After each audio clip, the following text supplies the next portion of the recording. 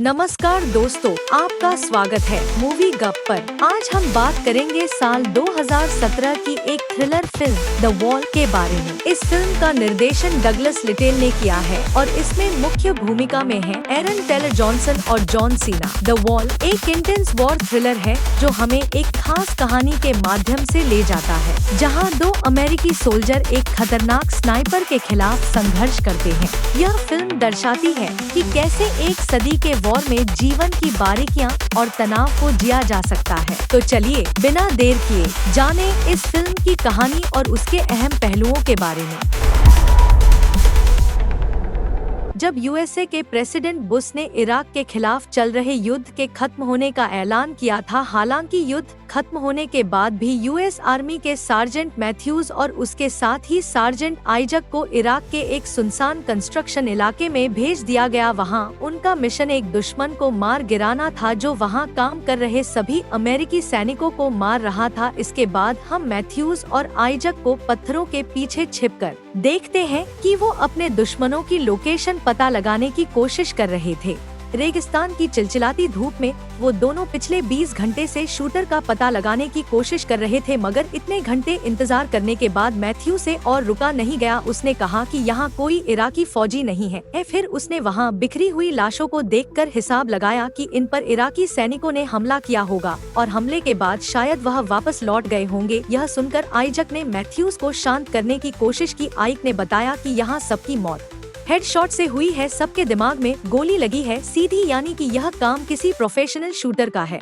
मगर मैथ्यूज को यह बात हजम ही नहीं हुई। उसने कहा कि कोई भी इराकी शूटर इतना बेहतरीन नहीं है जो 30 सेकंड के अंदर इतने सैनिकों को मार गिराए। खैर, फिर कुछ घंटे और इंतजार करने के बाद मैथ्यूज ने खुद इस इलाके का मुआयना करने का फैसला किया। वो अपने अड्डे से बाहर निकला और उसने आइजक को पीछे से कवर देने को कहा। फिर वो कंस्ट्रक्शन साइट की ओर बढ़ने लगा। जल्द ही वो मजदूरों और सैनिकों की लाशों तक पहुँचा। उसने एक फौजी का रेडियो उठा लिया और आगे बढ़ गया। इधर आइजक को मैथ्यूज पर नजर रखने में काफी परेशानी हो रही थी क्योंकि उसकी दूरबीन धुंधली हो गई थी। उसने ये बात मैथ्यूज को बताई, मगर मैथ्यूज ने उसे ही डांटते हुए कहा कि उसे दूरबीन बदलकर चलना चाहिए था। इस पर आइजक ने उसे बताया कि यह दूरबीन उसके शहीद दोस्त डीन की है और वह इसे बदलना नहीं चाहता था क्योंकि इससे डीन की यादें जुड़ी हैं। बाद में जब मैथ्यूज ने सबकी लाशें देखी तो पता चला कि सचमुच इन सभी की मौत हेडशॉट से ही हुई है। अब उसे शक हुआ कि हो सकता है शूटर आसपास ही हो, इसीलिए उसने तुरंत आइजक को खबर की। तब आइजक ने उसे जल्द से जल्द वापस आने को कहा, पर मैथ्यूज फिर भी वहीं खड़े होकर शूटर की लोकेशन ढूंढने लगा। आइजक ने रेडियो से चिल्लाकर उसे वापस बुलाया, पर अफसोस अब बहुत देर हो चुकी थी। अचानक शूटर ने मैथ्यूज को देख लिया और उसके पेट में गोली मार दी। यह देखकर आइजक उसे बचाने के लिए दौड़ा और वो एक अलग से तरीके से दौड़ रहा था ताकि गोलियों से बच सके, लेकिन इससे पहले कि वह मैथ्यूज को बचाता उसकी ही टांग में गोली लग गई। अब वो मैथ्यूज को वहीं छोड़कर जैसे तैसे एक दीवार के पीछे कूद गया। इसके बाद मैथ्यूज ने आइजक को बेस पर फोन करके बैकअप और रेस्क्यू टीम को बुलाने को कहा। इधर आइजक अपनी टांग पर बेल्ट बांधकर खून रोकने की कोशिश कर रहा था। कुछ देर बाद उसने अपना रेडियो बैग उठाया और बेस से संपर्क करने की कोशिश की, पर रेडियो कोई सिग्नल पकड़ ही नहीं रहा था। तब उसने देखा कि उसके रेडियो पर भी गोली लगी थी, जिस वजह से एंटीना पूरी तरह टूट गया था और अब तो वह किसी से मदद भी नहीं मांग सकते। इसके बाद मैथ्यूज ने आइजक को शूटर की लोकेशन पता लगाने को कहा ताकि मैथ्यूज पर निशाना लगा सके। आइजक ने उसे रोकते हुए चेतावनी दी कि अगर वह जरा सा भी हिला तो शूटर उस पर फिर से गोली चला देगा। इसके बावजूद भी मैथ्यूज ने अपनी राइफल उठाने की कोशिश की, मगर वह ज्यादा खून बहने की वजह से बीच में ही बेहोश हो गया। तब आइजक को एहसास हुआ कि वह फिलहाल कुछ नहीं कर सकते, इसीलिए उसने अपनी टांग से गोली निकाली और उस पर पट्टी करने लगा, जिसके बाद वो भी बेहोश हो गया। बाद में जब उसे होश आया तो आइजक ने देखा कि उसके रेडियो ईयरफोन में से कुछ आवाज आ रही थी। ऐसा लग रहा था कि बेस से कोई ऑफिसर उससे बात करने की कोशिश कर रहा है। यह देखकर आइजक बेहद खुश हुआ और उसने तुरंत बैकअप और दवाइयां भेजने की गुजारिश की, पर जब बाद में ऑफिसर ने उसकी सटीक लोकेशन मांगी तो आइजक को थोड़ा शक हुआ। ऑफिसर ने आइजक को खड़े होकर हवा में गोली चलाने को कहा ताकि उन्हें आइजक की लोकेशन का पता चल जाए। यह सुनकर आइजक ने कहा कि यह तो कानून के खिलाफ है। इसके बाद उसने ऑफिसर की बोली पर ध्यान दिया तो वह समझ गया कि यह इंसान अमेरिकन नहीं है बल्कि सामने छुपा हुआ शूटर है जिसके पास अमेरिकन बेस के सिग्नल है। हालांकि शूटर का पर्दाफाश हो चुका था, पर वह फिर भी आइजक से बात करता रहा। पहले तो आइजक ने बात करने से मना कर दिया, पर जब शूटर ने मैथ्यूज पर फिर से गोली चलाने की धमकी दी तो आइजक को मानना पड़ा। बात करने के साथ साथ आइजक जमीन पर इस इलाके का नक्शा बना रहा था ताकि वह शूटर की लोकेशन का अंदाजा लगा सके। कुछ पलों बाद शूटर ने आइजक को बताया कि वह एक आम इराकी इंसान है जो अपने देश को बचाना चाहता है। फिर शूटर ने आइजक से उसके परिवार के बारे में पूछा मगर आइजक ने कहा कि वह यह सब नहीं बता सकता। फिर आइजक ने कहा कि अमेरिकी फौजी तो यहाँ इराक में उनका विकास करने आए हैं, फिर तुम लोग हमें मारना क्यों चाहते हो? यह सुनकर शूटर हंसने लगा और कहने लगा कि तुम लोग सिर्फ अपने बारे में सोचते हो, हमारा सारा पैसा लूट के ले जा रहे हो, तेल लूट के ले जा रहे हो, शर्म नहीं आती तुम्हें झूठ बोलते हुए। खैर फिर बाद में आइजक ने अपने बारे में कुछ नहीं बताया तो शूटर ने फिर से मैथ्यूज पर गोली चलाने की धमकी दी मगर इस बार उसने उस पर ध्यान नहीं दिया। फिर शूटर ने कहा कि वह डीन की मौत का सच जानता है। उसके मुँह से अपने दोस्त का नाम सुनकर आइजक के तो होश ही उड़ गए और वह सोचने लगा कि शूटर को इसके बारे में कैसे पता चला।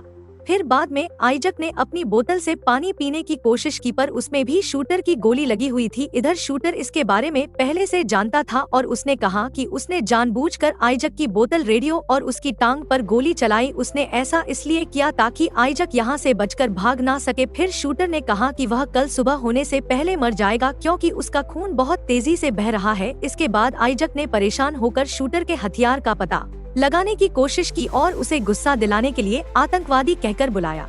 फिर बाद में आइजक ने अपनी बोतल से पानी पीने की कोशिश की पर उसमें भी शूटर की गोली लगी हुई थी। इधर शूटर इसके बारे में पहले से जानता था और उसने कहा कि उसने जानबूझकर आइजक की बोतल, रेडियो और उसकी टांग पर गोली चलाई। उसने ऐसा इसलिए किया ताकि आइजक यहाँ से बचकर भाग ना सके। फिर शूटर ने कहा कि वह कल सुबह होने से पहले मर जाएगा क्योंकि उसका खून बहुत तेजी से बह रहा है। इसके बाद आइजक ने परेशान होकर शूटर के लोकेशन का पता लगाने की कोशिश की और उसे गुस्सा दिलाने के लिए आतंकवादी कहकर बुलाया।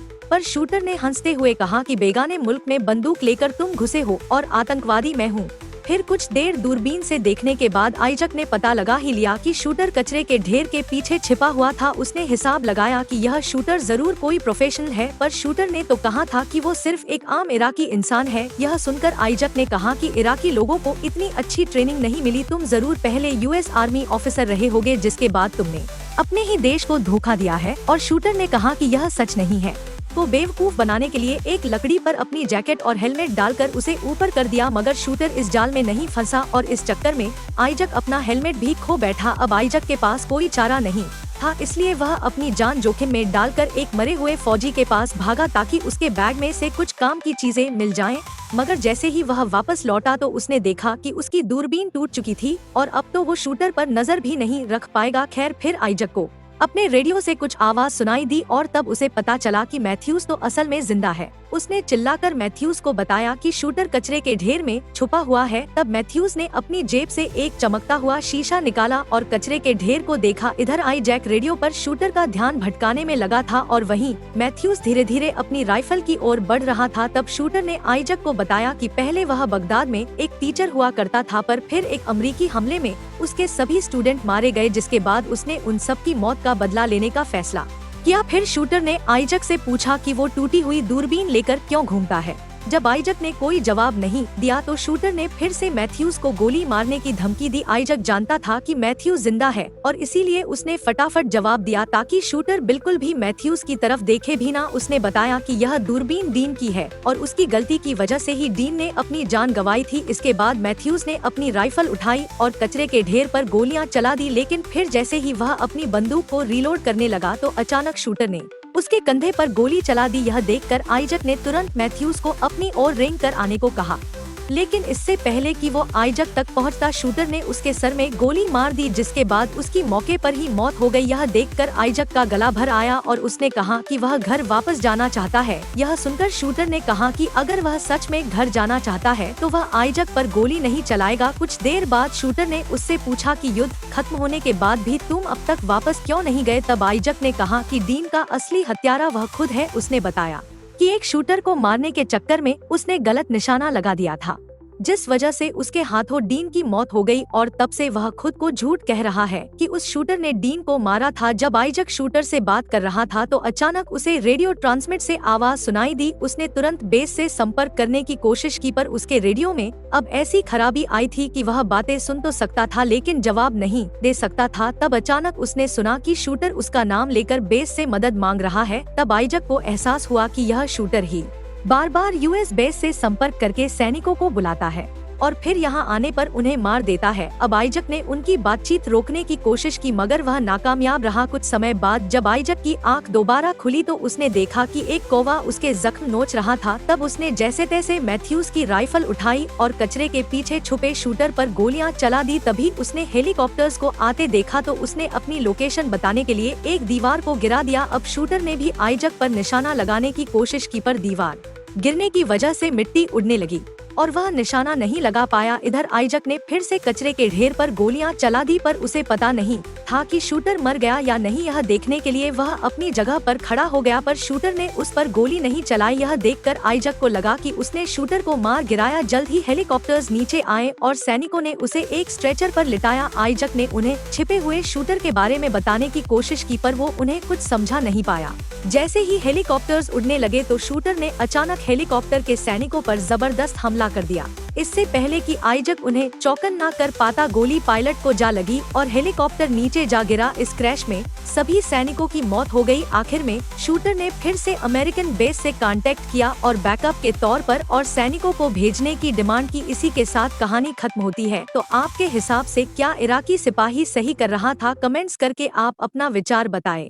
और हाँ, अगर आपको हमारा वीडियो पसंद आया हो तो कृपया लाइक और सब्सक्राइब जरूर करें ताकि हम और भी ऐसी रोचक कहानियों और फिल्म की समीक्षा लेकर आ सकें। मिलते हैं अगली वीडियो में। धन्यवाद।